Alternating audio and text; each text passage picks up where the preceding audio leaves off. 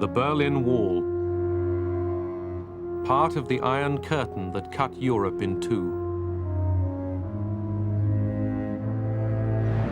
Beyond the wire, armed force had always held down the peoples of the communist world.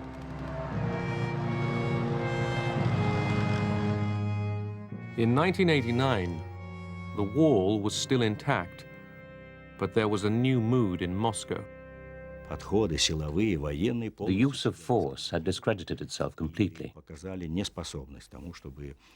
It was no longer possible to stabilize the world by military methods. We saw a real opportunity because of this recognition on the part of the Soviet Union that they weren't going to win an arms race. They weren't going to, quote, bury you, unquote. We were the beneficiaries of this.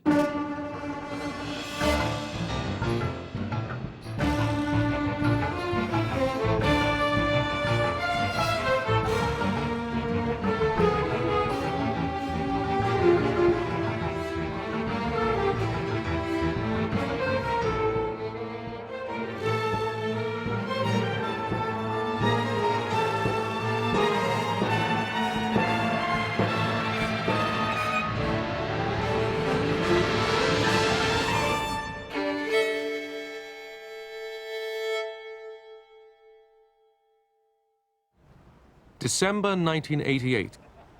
Gorbachev met George Bush and outgoing President Ronald Reagan.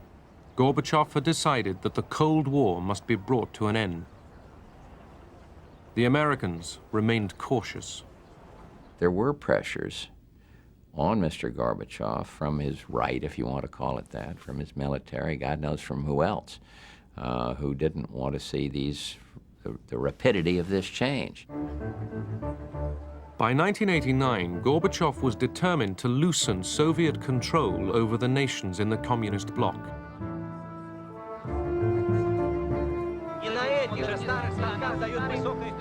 Gorbachev told the peoples of Eastern Europe that they had the right to choose their own futures.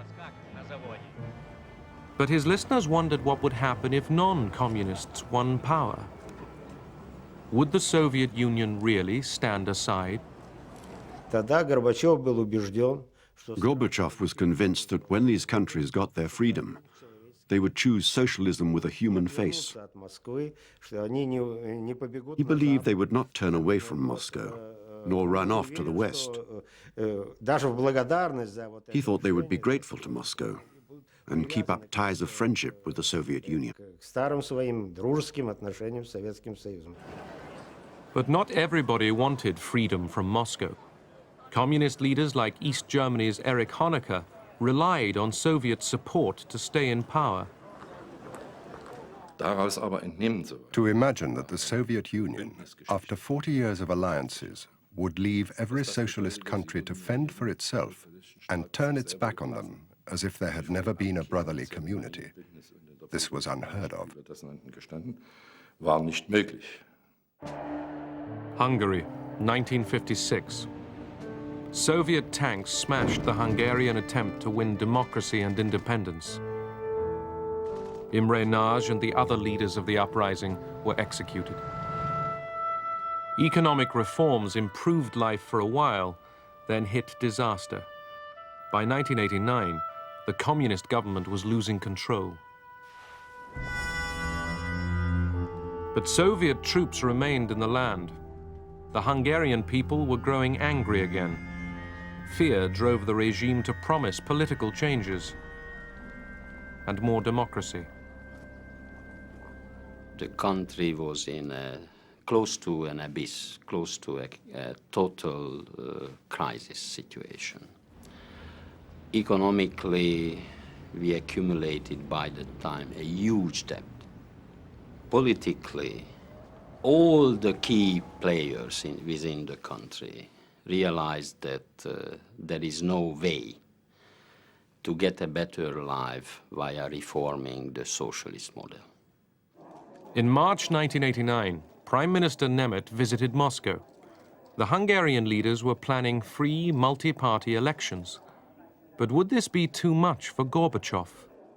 I said, I don't know as of this moment when we will have the first elections. But knowing that you stationing in the territory of the country roughly 80,000 soldiers, and having in mind the experience of '56, when your tanks crushed the revolutionaries and all the forces who fought that time for freedom, will you repeat the '56 exercise or not? And Gorbachev, without hesitation, responded quite clearly to me. I don't agree with the multi-party system, the introduction of the multi-party system in Hungary. But that's not my responsibility, that's your responsibility. There will be no instruction or order by us to crush it down. So that was quite important message. A nameless grave in Budapest hid the murdered leaders of the 1956 uprising. Now the government agreed to rehabilitate them, the dead and the living. Erzsébet Hrozova was 18 when she fought in the uprising. She spent 12 years in prison. I felt as you do when a plaster is removed, and at last you can breathe freely. You don't have to lower your head anymore.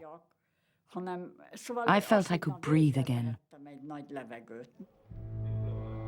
Imre Nagy and his comrades were given a public funeral. The government declared that the 1956 revolution was justified. The crowd listened to the names of the martyrs.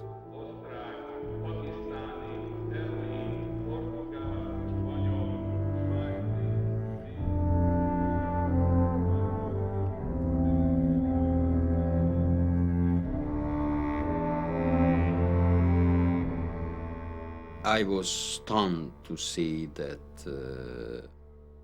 on that list,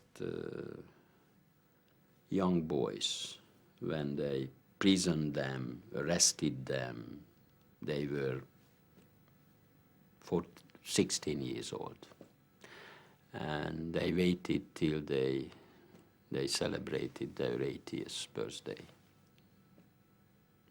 And next morning, they killed some of them.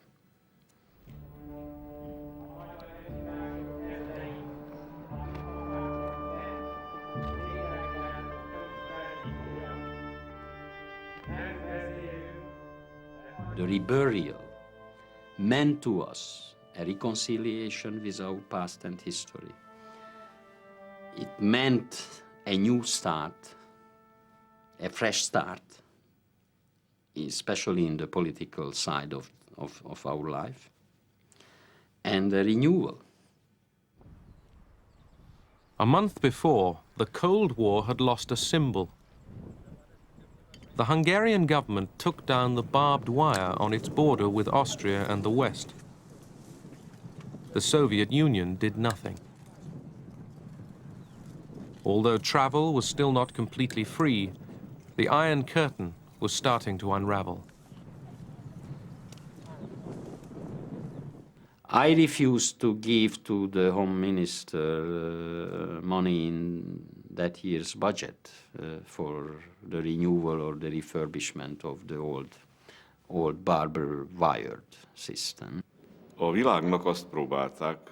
They said that the Iron Curtain was technically obsolete. It didn't work as a barrier anymore. They should not maintain a construction that endangered people's lives. Hungary's boldness alarmed the hard-line Warsaw Pact leaders. None was more shocked than the East German ruler Erich Honecker.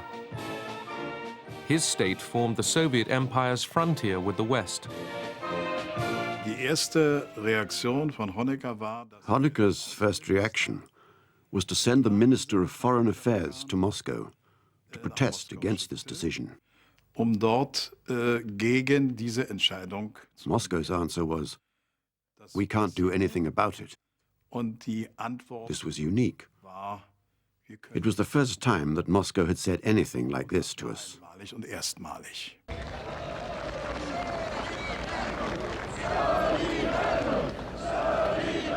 The Poles, like the Hungarians, were breaking with the communist system. Faced with a wave of political strikes led by the opposition movement Solidarity, the regime had given way. I knew that the communist system was finished. The only problem was, what would be the best way to get rid of communism?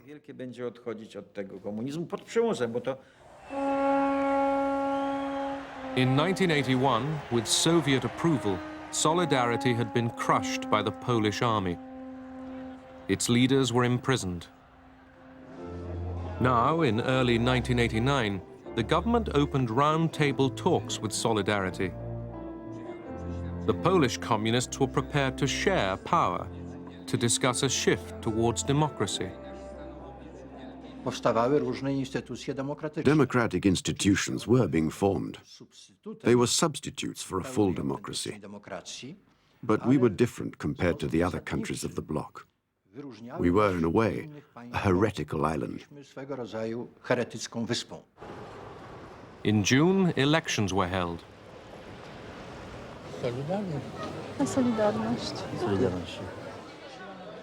They produced a stunning defeat for the communists. Solidarity won 99 out of 100 seats in the Senate. Within weeks, the first anti-communist prime minister in the Soviet bloc took office. When we knew that Gorbachev was thinking about reform, we saw he would not oppose our reforms, and that was important to us.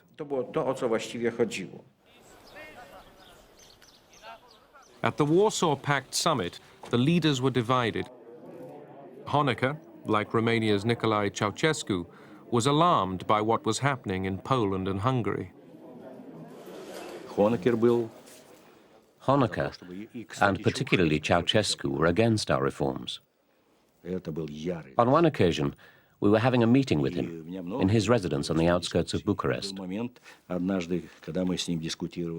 He and his wife, Raisa, and myself were having a discussion. Our passions really ran high. We spoke in such loud voices that we had to remove all our security people so that they wouldn't hear us.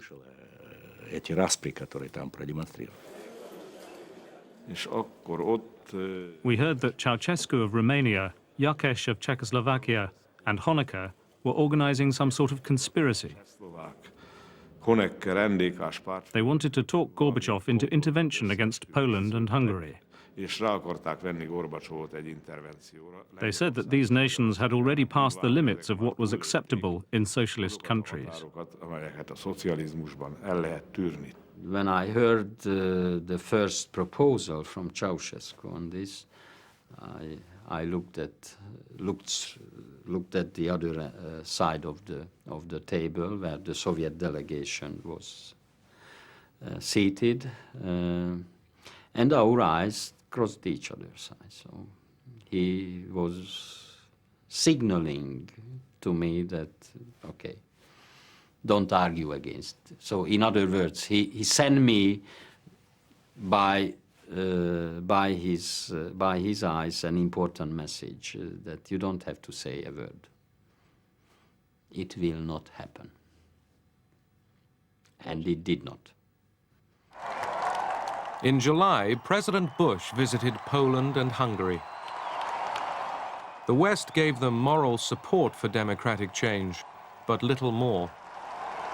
We did have some modest economic packages for both countries, but really, we did not want to kind of pump money down a rat hole either. We wanted to be sure that the economic reforms, the moves towards free markets, those things, were for real, that they were going to continue. This dismantling was made possible by the... In Hungary, Bush was presented with a piece of barbed wire, a souvenir of Hungary's dismantled Iron Curtain.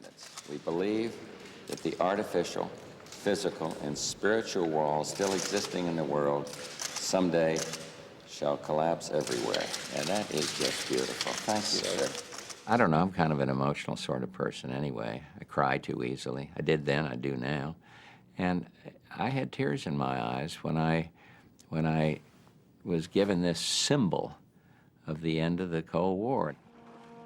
On his Wyoming ranch, James Baker, Bush's Secretary of State, discovered a real friendship for Eduard Shevardnadze, the Soviet foreign minister.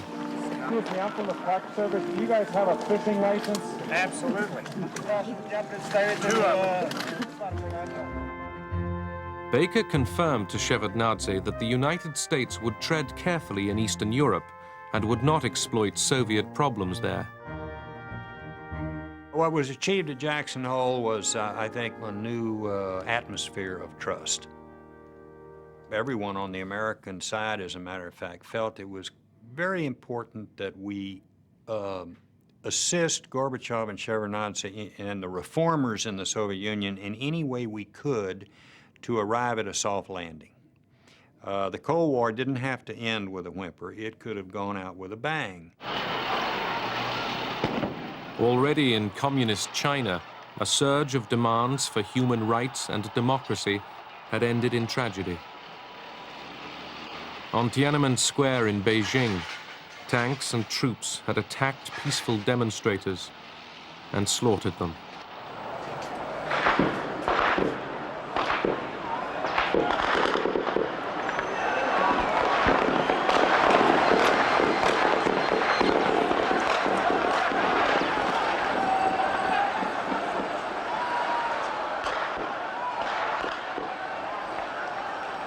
The world shuddered. Would reform in Eastern Europe end like this? Erich Honecker in East Germany admired the Chinese solution to political protest. Honecker refused to admit that anything was wrong with his own system. I told them that they were responsible for the situation in their own countries. You decide what reforms you need.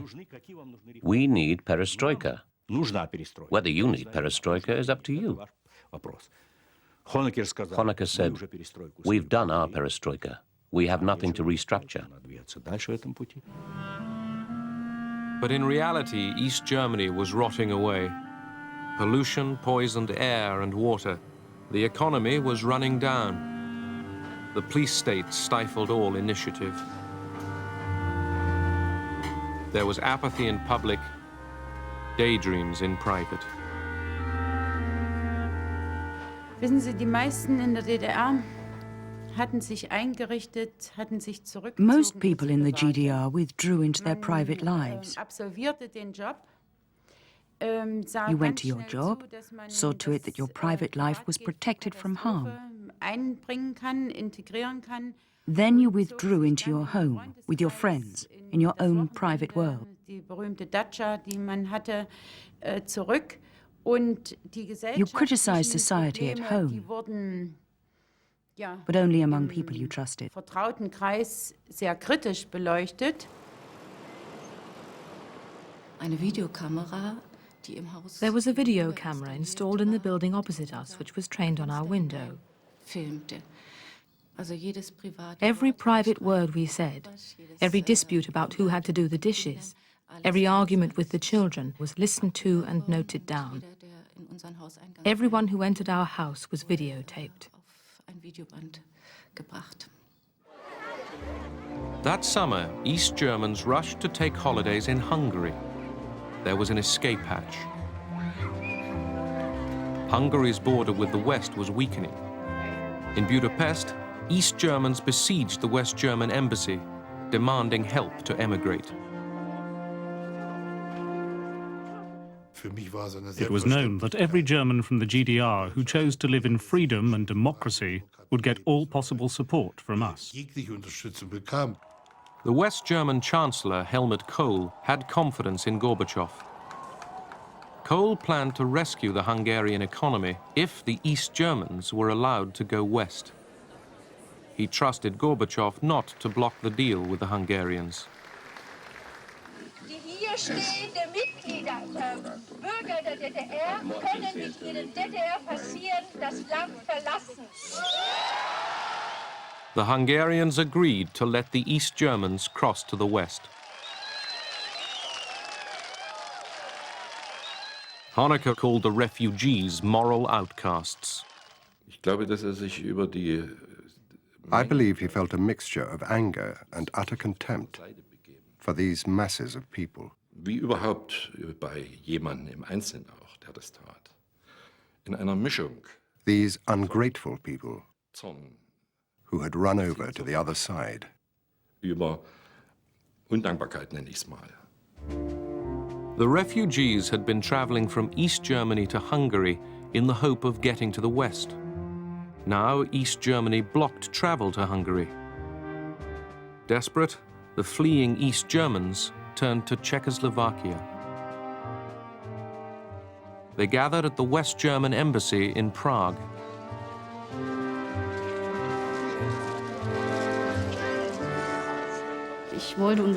We had no prospects. I didn't want my child to grow up under that repression.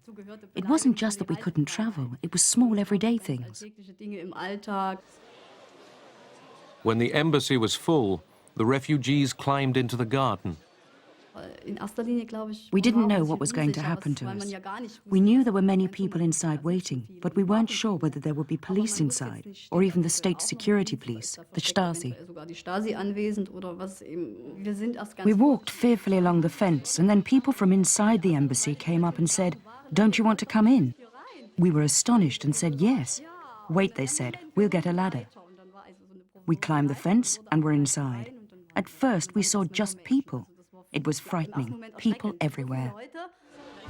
More and more refugees crammed themselves into the embassy and refused to leave. Ich habe da keine Perspektive. Ich habe gearbeitet die Woche 70 Stunden, 30 Stunden maximal geschlafen und am Ende sind 1500 Mark drüber geblieben. Das ist nicht normal, das ist keine Perspektive für meine Familie und mich. The Czech police made futile attempts to stop the inrush. Inside the embassy, the overcrowding and squalor grew worse day by day. Both German governments, East and West, were at their wits' end. West Germany's foreign minister, Hans-Dietrich Genscher, came to Prague.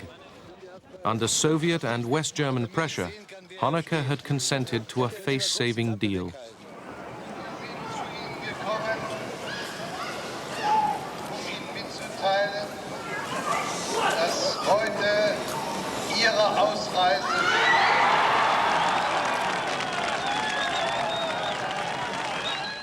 The refugees could go to West Germany, but only if their train crossed East German territory first. Then Honecker could claim that he had expelled them and cancelled their citizenship.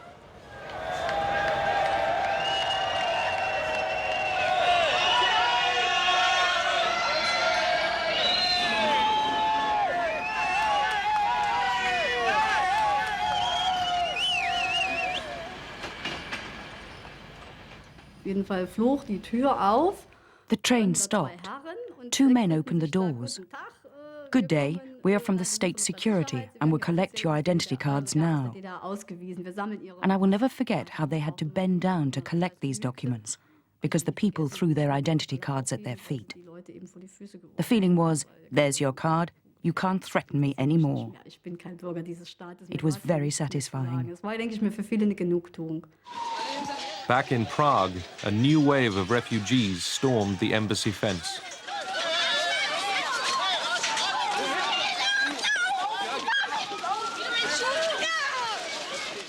Their last chance of reaching the West seemed to be vanishing.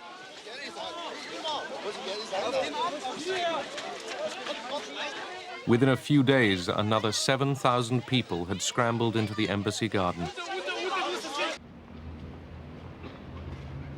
Some East Germans chose to stay and protest. The Lutheran churches were sheltering an opposition movement. Inspired by Gorbachev, the protesters dreamed of turning East Germany into a democracy. Ich glaube, für die meisten war Gorbatschow eine große Hoffnung. Gorbachev gave us great hope. First of all, he tried to change his country in the same way as we wanted to change our country, through perestroika, a gradual liberalization. In Leipzig, the police struck back. On September the 4th, Western journalists filmed plainclothes security men as they attacked the demonstrators.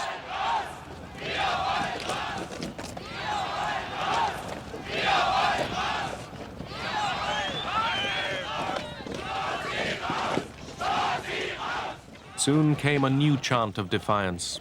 We are staying here. We are staying here was a protest against what the GDR had done, namely to drive young people to leave the country because they had no prospects. That was a turning point, and people said, we still have hope. Every Monday in Leipzig, there were demonstrations at the Nikolai Church. They swelled into mass protests. The police tried to stop them.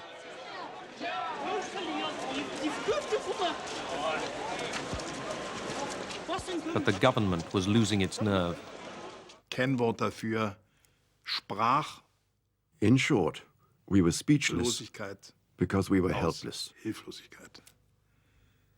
Weil dieses Land Because this country und diese Führung and this leadership nie had erlebt never hatten, before experienced a conflict eine Konfliktsituation which was so openly expressed. dartun konnte. Only Honecker seemed to notice nothing amiss.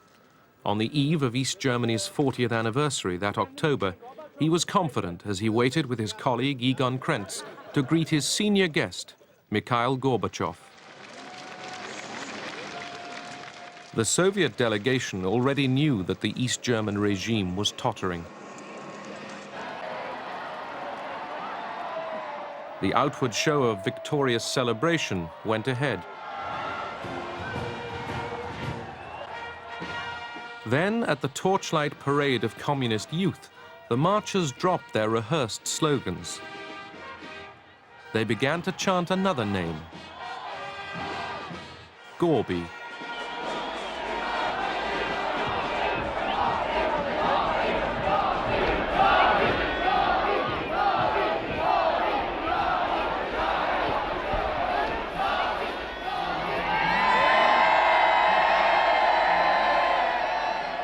Honecker pretended not to notice. These were specially chosen young people, strong and good-looking. They were in a cheerful mood, but they started chanting slogans. Gorby, help us. Gorby, stay here. Rakowski, the Polish leader, came up to us and said, "Do you understand German?" I said, "I do a little bit." "Can you hear?" I said, "I can."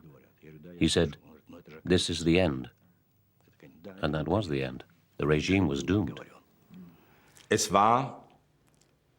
This was a vote of no confidence against us.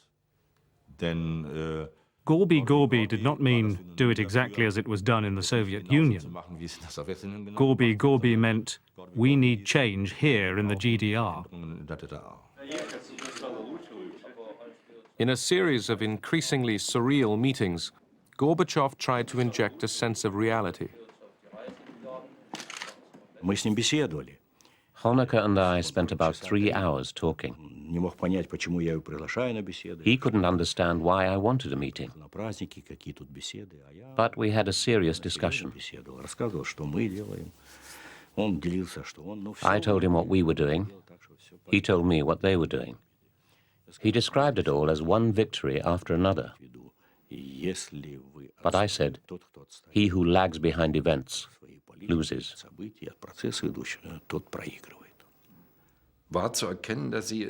It was absolutely clear to me that both sides spoke about two completely different things. They did not try to meet in the middle. During the whole conversation, they did not agree on a single thing. dass das also fundiert gewesen wäre. As the leaders met at the closing reception, a plot was hatching against Erich Honecker. A group in the East German Politburo had decided to try and get rid of him. Nun müsste die Zauderei, We could no longer afford to hesitate in removing Honecker. Honeckers anbelangt, endlich also We had to act fast. Wir müssen uns beeilen. Und daraus konnte man entnehmen, dass die Welt, You could see that he did not understand what was going on. wenn jemand in einem He had an autocratic approach to what was happening around him. dann He ist couldn't es in cope der with the Tat situation. also für ihn nicht mehr nachzuvollziehen. Verehrte ausländische Gäste, recht herzlich danken, dass Sie an den Feierlichkeiten aus Anlass des 14. Jahrestages der Deutschen Demokratischen Republik teilgenommen haben. At dinner with Gorbachev and the leaders of the Warsaw Pact countries, Honecker was a complacent host. Meanwhile, a hostile crowd was gathering outside.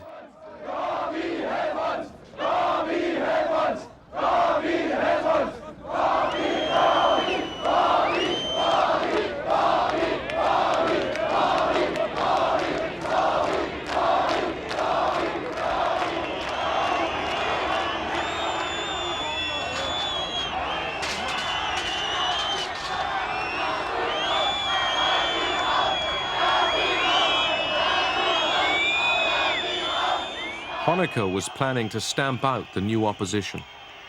No one was sure how far he would go. There was a permanent fear that there might be a Chinese solution to the problem and that weapons might be used. We could never ignore this possibility. Sometimes we even thought that Soviet tanks might appear. That evening, the demonstrations in Berlin continued.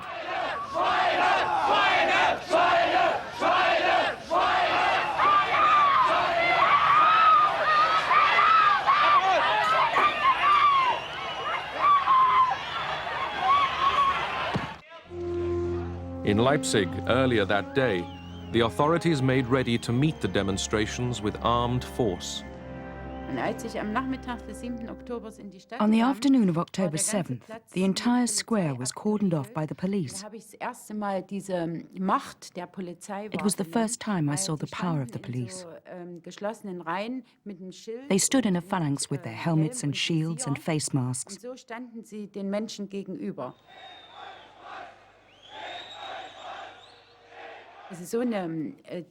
And standing there right up to them, we felt their force and violence.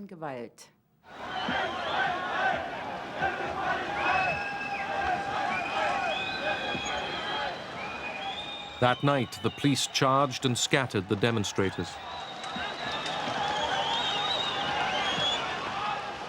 But an even larger protest rally was called for 2 days later.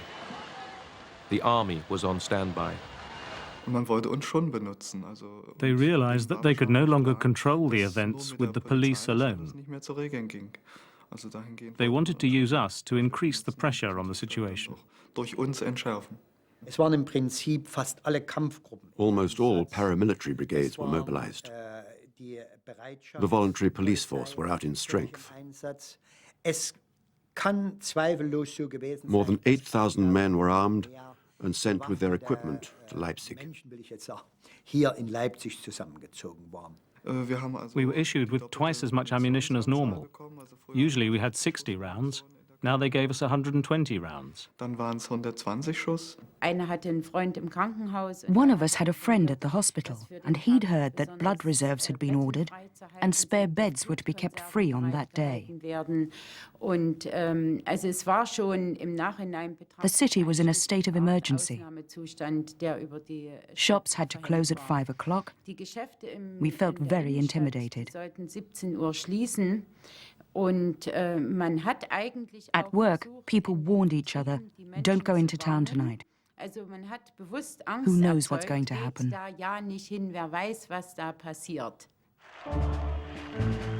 As the Leipzig demonstration moved off, the local Communist Party leaders realized that 70,000 people were already on the streets. Alarmed, the Soviet ambassador telephoned the commander of Soviet forces in the region.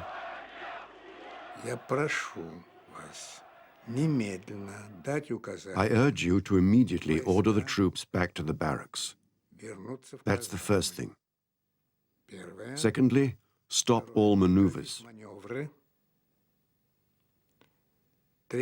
Third, stop all flights of military planes.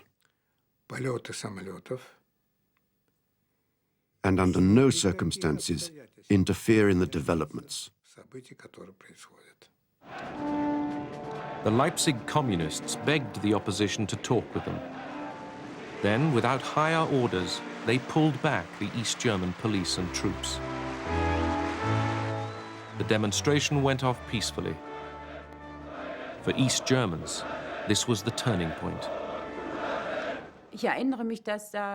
People almost fell into each other's arms and said, "Oh my goodness, now something is happening, and now finally we're starting to talk to each other. And if we talk to each other, we won't shoot at each other."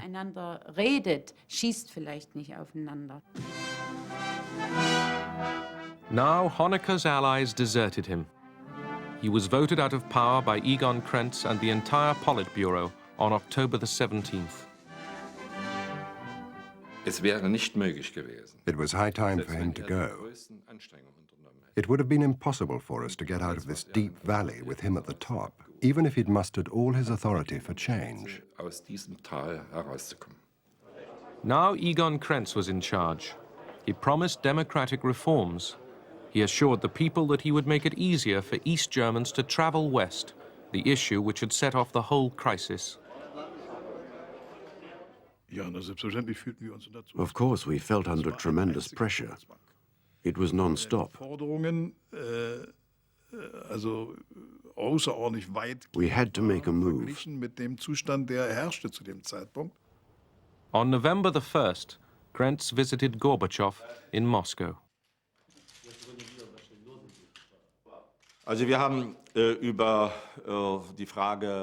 We talked very openly about the question of free travel. And he said to me, "If you don't find a new formula which allows the GDR citizens to travel, then things won't look good for you." Egon Krenz was unfortunately devoid of any charismatic qualities.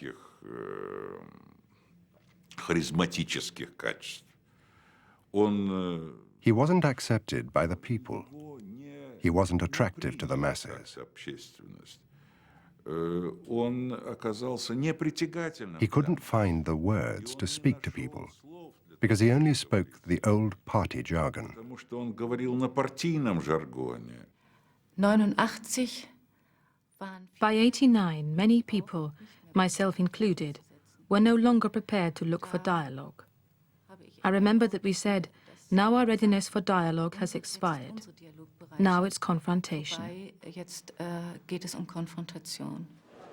In vain, Krenz offered new freedoms. The street demonstrations grew bigger and asked for more. In East Berlin on November the 4th, a crowd of 500,000 people gathered. Liebe Freunde, Mitbürger, es ist, als habe einer die Fenster aufgestoßen, nach all den Jahren der Stagnation, der geistigen, wirtschaftlichen, politischen. If you live in a system that is suppressive, you don't walk upright. You always go this way, with your head down. And now was a chance to walk upright and to show your face and to show the power of the people. On November the 9th, 1989, Günter Schabowski told journalists in Berlin that restrictions on travel to the West would be lifted. The government meant the change to start next day, but Schabowski mistook the timing. Bitte? Ab sofort. Also Genossen, mir ist hier also mitgeteilt worden, dass eine solche Mitteilung heute schon verbreitet worden ist. Sie müsste eigentlich in Ihrem Besitz sein. Das tritt nach meiner Kenntnis ist das sofort. Unverzüglich. The news flashed round the city. East Berliners rushed to see if the checkpoints in the wall were really opening.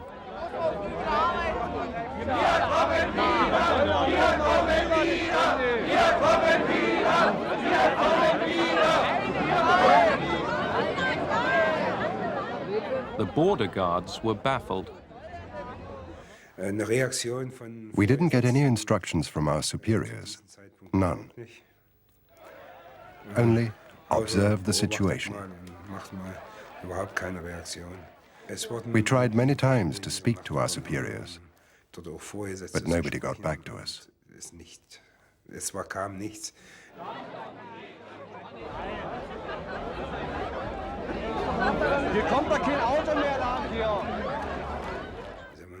You have to bear in mind that our soldiers were fully armed on this day, as always, and they had one order.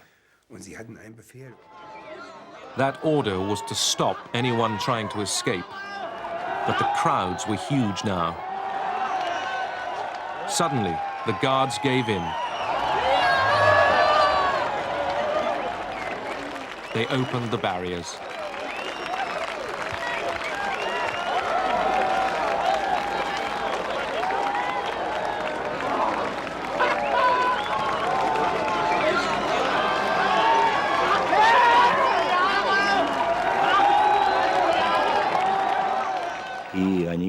They opened the borders and didn't take any countermeasures. They didn't consult me or get my approval. Die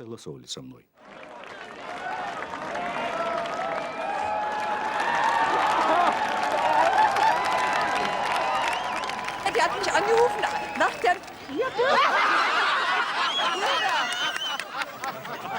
Das ist ein wunderschöner Tag.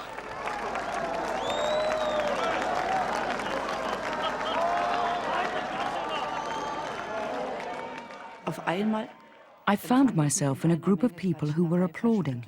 I didn't understand right away why. Then I realized I really was in West Berlin, and West Berliners had come to the border and they were applauding us. We were all crying and embracing each other. Even now, when I look back, my heart is racing. It was so moving. Bekannte, die wollen wir besuchen, die warten um 12 Uhr. Wir wollen einfach mal rüber. Nur mal gucken. Das ist traumhaft. Und dann wieder zurück. Wann? Ne, heute irgendwann. Oder, also besser gesagt, doch heute. Wahnsinn! Wahnsinn! Was zu tun? Das ist toll. 28 Jahre, das ist die Stunde. Let's go, ich bin sehr glücklich. West Berliners arrived from the other direction. They began to demolish the wall in front of the Brandenburg Gate.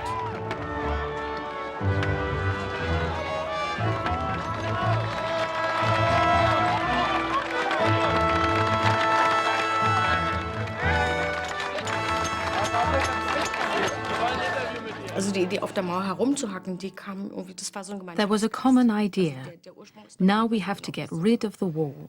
Diese Werkzeuge kamen ja aus der Gruppe und Everybody had different reasons. Jetzt müssen wir die Mauer wegkriegen. Und jeder hatte wahrscheinlich andere. For me, it was that I had relatives on the other side who couldn't come over. Man kannte, dass man eben nicht, wie man wollte, zusammenkommen konnte.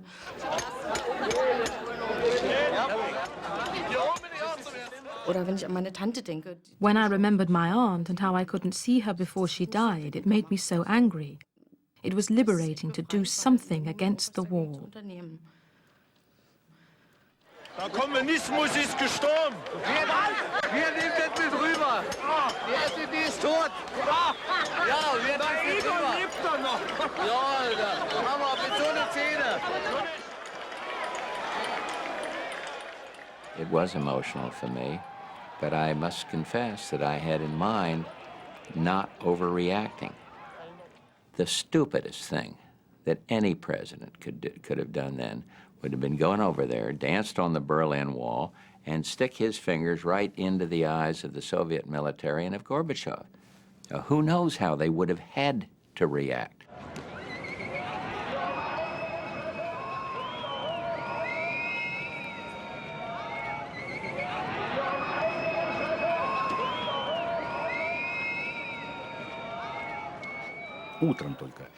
Next morning, I got a phone call. They told me what had happened. I said, you made the right decision. Because how could you shoot at Germans who walk across the border to meet other Germans on the other side? So the policy had to change.